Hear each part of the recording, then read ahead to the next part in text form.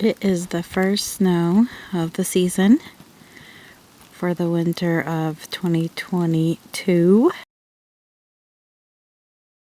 Although it's not quite winter yet. It's mid-November.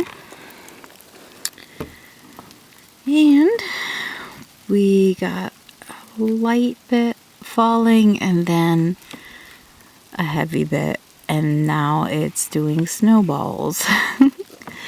These snowflakes did not stay too long.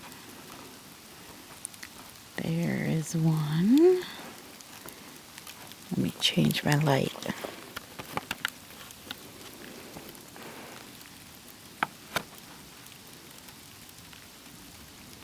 There's a few formations in and about,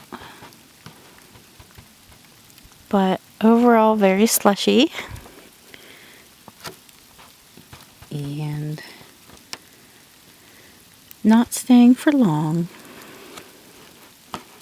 To be expected for the beginning of the season though. Okay. That's it. Checking in for the first snowfall. Have a great weekend. Bye.